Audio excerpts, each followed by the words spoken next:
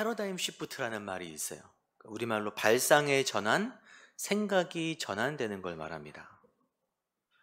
여러분, 사람의 개인적인 생각이 바뀌는 것도 어렵고 더군다나 사회 공동체가 공유하는 공통의 사고는 쉽게 바뀌지 않아요. 아주 큰 사건, 전쟁에 준하거나 엄청난 질병, 지금 같은 상황이죠. 이런 일이 발생했을 때에나 그 전환이 겨우 가능해요. 지금 이 시대는 패러다임이 빠르게 전환되는 시기입니다. 아직 우리가 체험하지 못하지만 교회에도 많은 것들이 바뀔 거예요. 성도님들의 마음도 많이 바뀌었기 때문입니다. 이 질병을 통해서. 그런 변화를 체험하고 있는 때예요.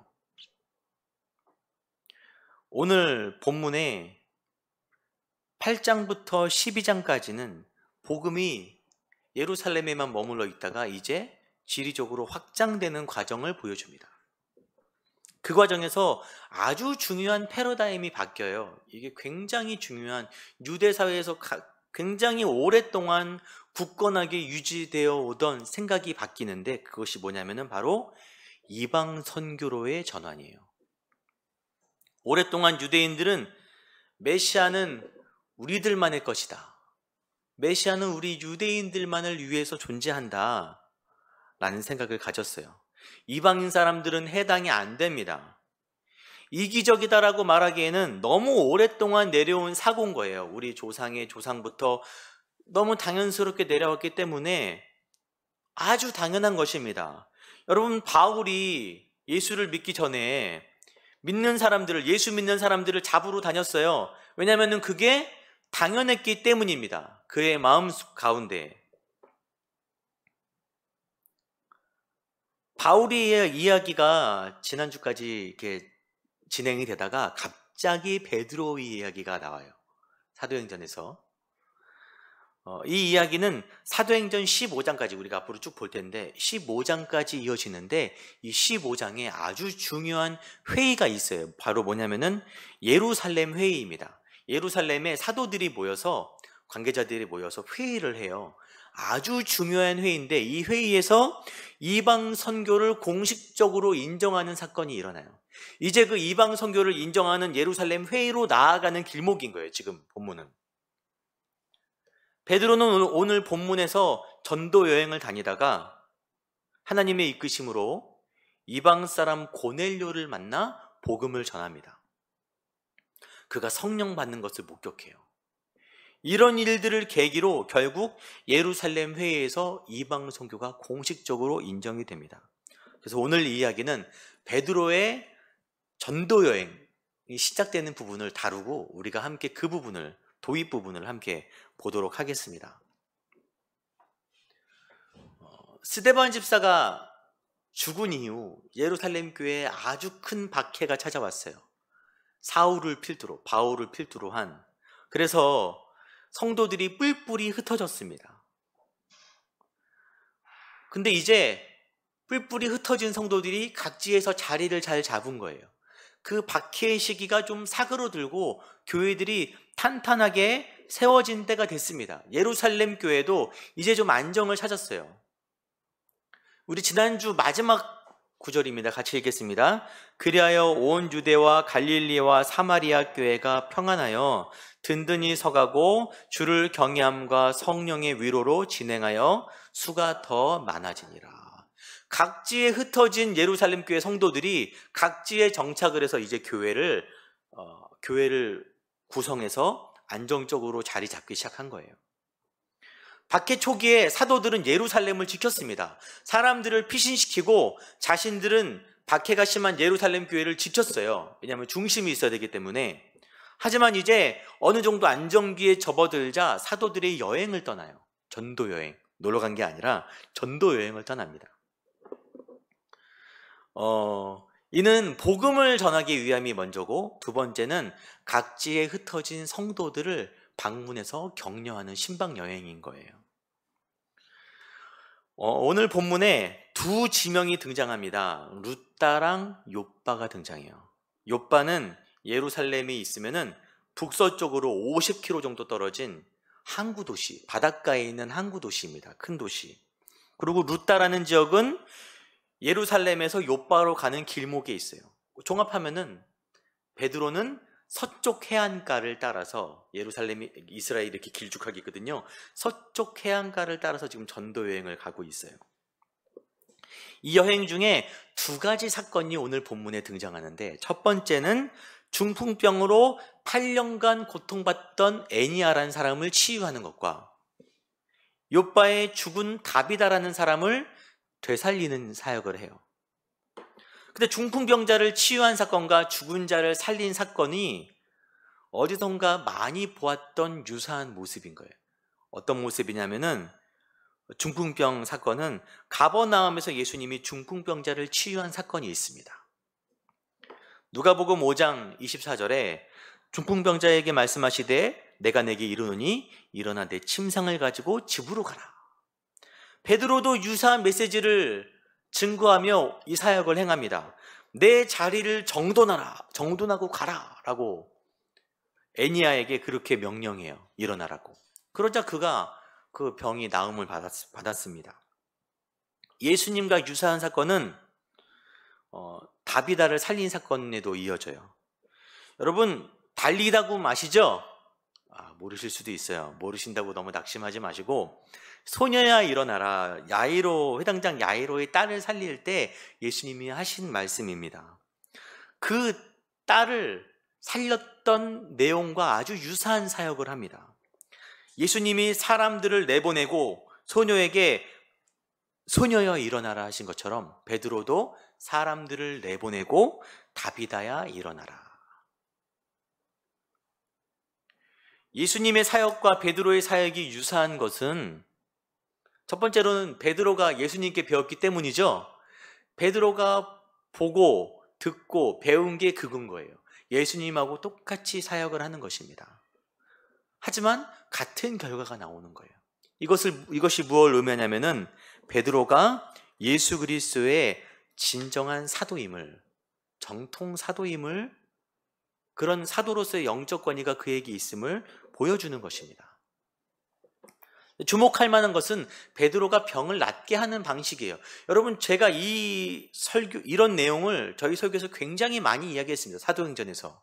왜냐하면은 사도행전에는 이런 이야기가 굉장히 많이 있어요. 아주 위험하기 때문에 잘 들으시기 바랍니다. 다비다를 치유할 때 무릎을 꿇고 기도합니다. 다락방에서 무릎을 꿇고 베드로가 기도해요. 그런데 예수님이 소녀야 일어나라 할 때는 그냥 방에서 사람들을 물리친 후에 기도하지 않고 바로 소녀에게 명합니다. 소녀야 일어나라. 예수님이 명령하자 소녀가 바로 일어나요. 예수님은 자신의 권세를 가지고 바로 명령하실 수 있는 분인 거예요. 그런데 베드로는 그렇게 하지 않았어요. 근데 여러분, 성경을 잘 보면 베드로는 이런 치유 사역이 처음이 아니에요. 성전 미문에 앉은 안진뱅이를 일으켜 세우죠. 평생을 앉아있던 그 사람을 일으켜 세우고 그 이후에도 여러 치유 사역을 경험한 사람이었습니다. 무엇보다도 놀라운 일이 있는데, 베드로를 통해 일어난 일 중에 아나니아와 삽비라가 하나님께 드리는 예물을 거짓으로 갈취하는 것보다는 거짓말을 하는데, 그 거짓말을 두고 베드로가 명령하자 그 혼이 떠나가는 거예요. 남편의 혼이 떠나가고 아내의 혼도 떠나갑니다. 사람을 영적 권세로 죽일 수 있는 능력이 죽이는 사역을 그가 했고, 오늘 본문에서는 죽은 자를 살리는 사역도 하는 거예요. 대단하죠? 사람을 죽이기도 하고 살리는 사역을 지금 사도 베드로가 하고 있는 거예요. 그런데 그런 사역들을 행하는 사람이라면 시간이 지나면 지날수록 사람들이 자신의 사도적 권위를 인정하고 따르면 교만한 마음이 들 수도 있잖아요. 여러분, 우리 주위에 사람을 죽이고 살리는 사역자가 있나요? 없잖아요. 소문으로나 들어봤지 저도 있다고 실제로 확인은 안 됐어요. 그런 사역을 하는 베드로지만 자신이 그 선을 명확하게 긋고 사역을 하고 있습니다. 병을 낫게 하는 것은 사도로서의 자신의 권세가 아닌 거예요. 베드로는 항상 그 선을 긋고 있어요. 사도행전에서 여러 이적들이 행해지면서 계속해서 이 선을 그어주고 있습니다. 그러기에 무릎을 꿇고 기도하는 거예요. 누구에게 기도합니까? 예수님께 기도하는 거예요. 다른 권세를 빌려오지 않고 하나님이시기에 죽은 자를 살리실 수 있는 예수님의 권세를 의지하여서 그런 사역을 행하고 있는 것입니다. 이것은 중풍병자 애니아를 치유할 때 더욱 명확하게 드러납니다. 여러분, 일반적으로 우리가 치유 기도를 할 때 어떻게 얘기하죠? 나사렛 예수 이름으로 명하노니 물러가라, 나을지어다, 이렇게 하죠. 예수 이름으로 명하노니 라는 말을 여러분 자세히 묵상해 보면 예수 이름으로 누가 명하는 거예요? 내가 명하는 거예요. 예수 이름으로 내가 명하노니. 여러분, 이런 말은 이런 사역을 하는 나에게 스스로 취하게 되고 다른 사람에게 그 사역을 행하는 사람이 부각될 수 있는 여지가 있어요. 만약에 이 자리에서 제가 어떤 아픈 분을 예수 이름으로 나을지어다 갖고 났어요. 그럼 여러분이 저를 볼 때 어떻겠습니까? 오늘 베드로는 이렇게 얘기합니다. 34절에 아주 중요한 메시지예요. 같이 읽겠습니다. 예수 그리스도께서 너를 낫게 하시나니. 사역의 주체가 명확한 거예요. 누가 낫게 하세요? 예수 그리스도께서. 자신이 명하지도 않습니다. 예수 그리스도께서 너를 낫게 하시나니. 말씀을 준비하면서 이 메시지가 점점 깊은 거예요. 제 마음속에. 이런 베드로의 자세가 사람을 죽이기도 하고 살기도 하는, 병든 자는 우습게 낫게 하고 귀신 들린 사람도 쫓아내고, 그런 사역을 엄청나게 많이 하는 사도의 수자에 앉은 베드로는 자기의 선을 긋는 사람이었어요. 예수님과 자기의 선을 명확하게.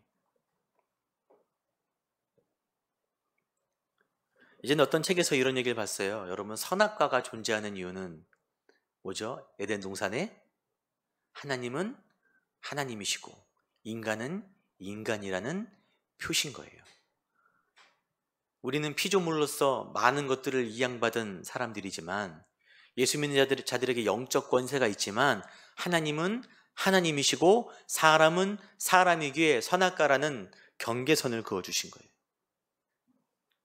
저와 여러분이 이런 경계선이 있는 사람이 되길 바랍니다. 저도 끝까지 이런 경계선이 있는 사역자가 되길 바라요.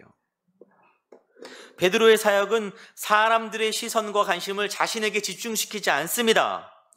능력의 종 베드로, 권능의 사도 베드로. 저 어렸을 때 그런 현수막 있었어요. 능력의 사자 누구 목사님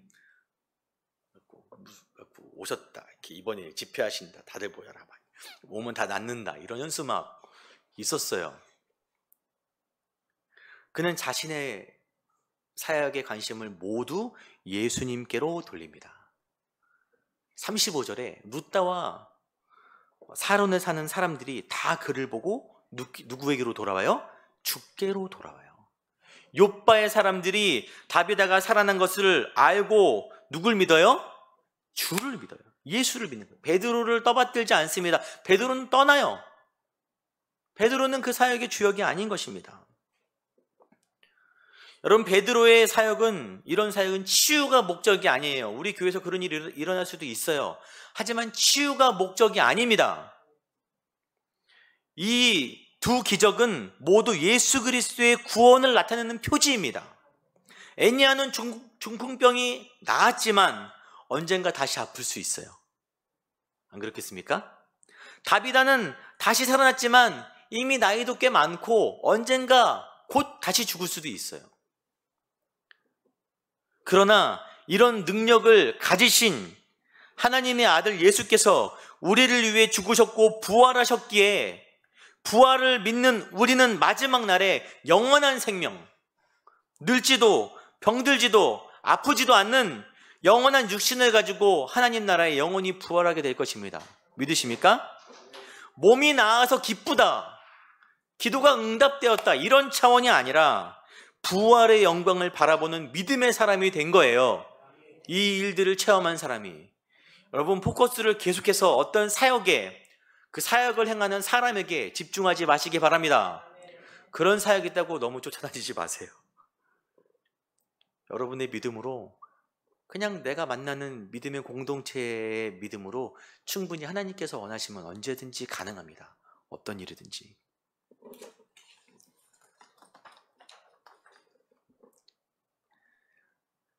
36절에 이제 다비다라 하는 여인에 관한 얘기가 있어요. 여러분 들어보셨겠지만, 그 여제자가 있으니 그 이름을 번역하면 도르가라.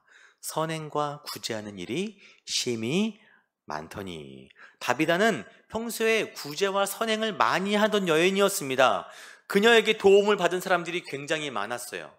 특히 과부들, 그들의 옷을 제공했어요. 여러분, 옛날 이스라엘 옷은 한 벌이었어요. 한 벌. 그 당시 언더웨어 그런 게 없었습니다. 한 통짜 한 벌이에요. 그거 없으면 밤에 이불이 없는 거예요. 그게 집도 되고 옷도 됩니다. 그런 옷들, 그런 그것들을 제공하는 어려운 사람들에게 그런 선행을 많이 하던 여인이었어요. 그래서 모든 과부가 베드로 곁에 서서 울며 도르가가 그들과 함께 있을 때 지은 속옷과 겉옷을 다 내보이거늘. 이런 옷이 별로 없는데 그녀가 다 만들어서 여인들에게 제공해 주는 거예요. 특이한 부분이 있는데, 다비다의 장례에서 다비다의 시체를 씻어서 다락에다 둡니다. 시체를 씻는 것은 그 당시 팔레스타인 지역의 일반적인 관례가 맞아요. 하지만 다락에 두는 일은 특별한 경우입니다. 왜냐하면 그 지역은 고온다습해요. 그래서 1일장으로 거의 끝난답니다. 그날 바로 안치해요. 근데 왜 다락에다가 사람들이 다비다를 안치해 뒀냐? 여러분, 구약에 엘리야가 과부의 아이를 살리는 장면이 있어요. 그 장소가 다락입니다. 다락방이에요. 아마도 다비다의 도움을 받은 많은 사람들은 인근 지역 루다에서 애니야가 치유된 소식을 먼저 듣고 그녀를 살릴 소망으로 그녀를 다락방에, 선지자가 사람을 살렸던 그 다락에 두고 급하게 베드로를 초청하는 거예요. 어서 오세요. 빨리 오세요. 다비다는 분명 경건한 성도의 삶에 대한 좋은 모델이 맞습니다. 야고보서의 1장 27절에 하나님 아버지 앞에서 정결하고 더러움이 없는 경건은 곧 고아와 과부를 그 환난 중에 돌보고 또 자기를 지켜 세속에 물들지 아니하는 그것이니라. 하나님 앞의 정결은 고아와 과부를 환난 중에 돌보는 것이다. 구제와 선행은 성도의 좋은 모델이 맞아요. 그러나 이런 선행 때문에 그녀가 다시 살아난 것은 아니에요. 이거 잘못 해석하면 그녀는 선행을 많이 했기 때문에 하나님이 그를 이쁘게 봐서 그녀에게 회복되는 부활의 복을 줬다라고 얘기할 수도 있어요. 그래서 우리도 예수를 믿는 자로서 선행과 구제에 앞장서야 된다라고 말할 수도 있습니다. 이런 설교를 들어봤어요. 하지만 본문은 그녀가 구제를 많이 했기 때문에 그녀가 다시 살아났다라고 얘기하지 않습니다. 그녀는 그 지역에서 덕망을 쌓던 여인이었기 때문에 다시 살아난 파급 효과가 굉장히 커요. 그냥 무명의 사람이 살아난 것과 굉장히 유명한 사람이 살아난 것은 차원이 다른 얘기잖아요. 사람들에게 인식에. 그래서 그 일로 말미암아 더 많은 이들이 예수를 믿게 된 거예요. 그 선행을 많이 하던 그 다비다가 살아났대. 그 다비다 이름만 대면 다 아는 것입니다. 그래서 그녀로 말미암아, 그녀의 좋은 소문으로 말미암아 예수를 많이 믿게 되는 역사가 일어났다. 그것이 오늘 본문의 핵심이에요. 여러분이 저희 교회가 선한 일에 매진할 때 선행을 많이 한다고 해서 우리가 특별해지는 것은 아닙니다. 우리가 구제를 많이 하고 여러분이 누군가를 많이 도왔다고 해서 여러분이 더 특별해지고 하나님의 복을 받는, 보장을 받는 건 아니에요. 우리가 그런 일 때문에 하나님의 이쁨을 받아서 더 잘 되는 것이 아니라는 것을 명확하게 아시기 바랍니다. 그러나 우리가 선한 일에 매진할 때, 교회가 선한 일에 매진할 때 다비다의 좋은 소문을 통해서 욥바의 많은 이들이 구원을 받은 것처럼 여러분의 좋은 소문을 통해서, 교회의 좋은 소문을 통해서 이 지역의 복음이 더 많이 증거될 수 있는 도구가 되고 계기가 된다는 것입니다. 그것 때문에 우리는 선한 일에 매진해야 되는 거예요. 좋은 소문을, 우리가 만나는 사람들에게 좋은 소문을 줘야 되는 것입니다. 그렇게 살아가고 있는 나에게 역사하시는 하나님의 능력이 우리를 아는 사람들에게 하나님이 살아계심의 증거가 되는 것입니다. 다비다가 평소에 악을 행하거나 사람들을 등을 많이 쳐먹던 사람이었으면 이런 파급 효과가 없었겠지요. 욥바에 있는 굉장히 많은 사람들이 예수를 믿게 됐는데 그런 일은 없었을 것입니다. 저희 교회를 통해, 여러분의 삶을 통해 오직 예수의 이름만이, 구원의 능력만이 증거되기를 바랍니다. 좋은 소문이 나는 성도와 교회가 되기를 소망합니다. 이제 9장을 지금 하고 있는데 10장으로 넘어가면 가이사랴 이방 사람 고넬료, 이제 이방 사람에 대한 전도가 등장해요. 이방 선교로의 전환점이 시작됩니다. 그 이전에 오늘 본문에 다비다가 살고 있던 욥바에 관한 이야기를 하고 싶어요. 욥바, 여러분 들어보셨습니까? 욥바라고? 구약에 이 욥바가 등장합니다. 이 지역을 거쳐갔던 대표적인 사람이 요나예요. 요나가 아수르 지역의 니느웨에 하나님이 회개의 메시지를 선포하라고 했는데 이방 사람이고 이스라엘과 적대적인, 이스라엘을 괴롭히는 나라에 회개의 메시지를 전하기 싫어서 욥바 항구에 가서 배를 타고 다시스로 도망갑니다. 하나님의 명령을 어기고 도망치기 위해서 이용했던 항구 도시예요. 욥바는 상징성이 있는 도시입니다. 요나서의 주제는 이방인들을 향한 유대인들의 배타성을 이야기하고 있어요. 자기들만, 유대인들만, 우리만.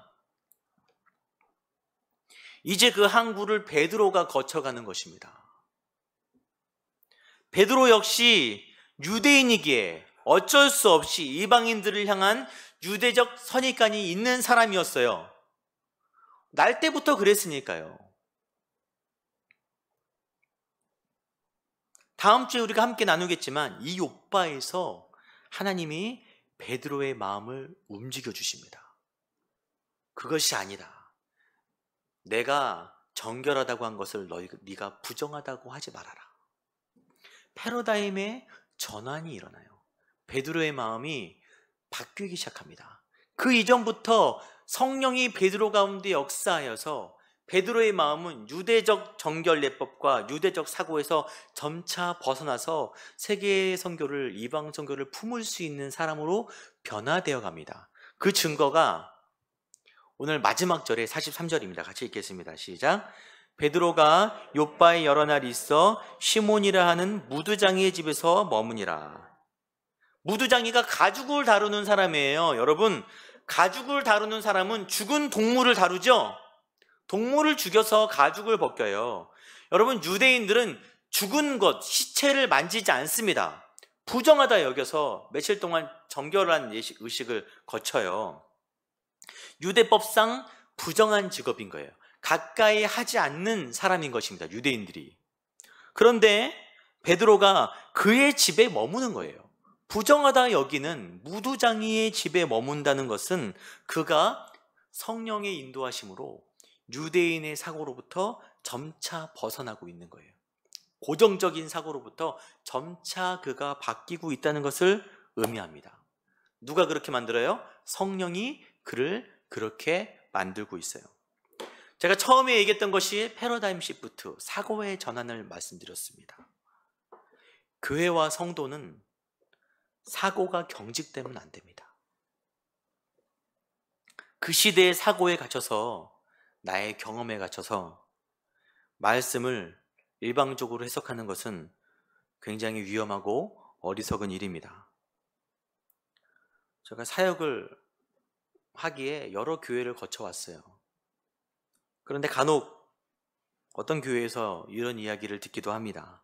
우리 교회는 원래 이럽니다. 우리 교회는 이렇게 해요. 그런 이야기들이 나올 때마다 대부분 좋은 경우는 아니었어요. 좋은 경우는 없었어요. 아주 고집스럽고 불합리할 때가 많았습니다. 또한 가장 중요하게 그 근거가 바른 말씀의 토대가 아니었던 경우가 굉장히 많이 있어요. 하나님이 우리한테 맞춰야 됩니까? 하나님이 교회에 맞춰야 됩니까? 하나님을 우리가 살고 있는 방식에 맞추려 하다 보니까, 하나님을 이 땅에 있는 교회에 맞추려 하다 보니까 지금 우리의 모습이 여기까지 온 거예요. 무조건 새로워져야 된다는 것이 아닙니다. 오래된 것이 더 좋은 것들이 많이 있어요. 하지만 진리의 말씀이 제시하는 옳은 방향이라면 우리의 생각이, 저도 목회의 방향이 언제든지 맞추어서 변화될 수 있어야 됩니다. 진리가 제시하는 길이라면 오랫동안 가지고 있던 나의 경험과 우리의 생각들이 언제든지 바뀔 수 있어야 돼요. 하나님은 아침마다 새롭고 늘 새로우신 분이십니다. 지금 시대가 굉장히 빨리 전환되고 있어요. 교회도 같이 발맞추어 바꾸지 않으면 시대의 도태가 됩니다. 여러분, 진리는 변치 않죠? 푸른 마르고 꽃은 시드나 주의 말씀은 변치 않습니다. 제가 아주 불경한 얘기를 가끔 하는데, 나중에 기독교라는 말이 없어질지언정, 한국교회가 다 무너질지언정 주의 말씀은 그대로예요. 진리는 항상 그대로입니다. 몇천 년이 앞으로 더 지나도 그대로인 거예요. 하지만 그 불변하는 진리의 말씀을 중심으로 우리는, 교회의 모습은, 우리 삶의 모습은 언제든지 바뀌어갈 수 있어야 되는 것입니다. 여러분에게 성령께서 주시는 메시지가 있다면 여러분의 고집을 내려놓고 바꿔가야 되는 것입니다. 나는 원래 이랬어. 지금까지 그랬어.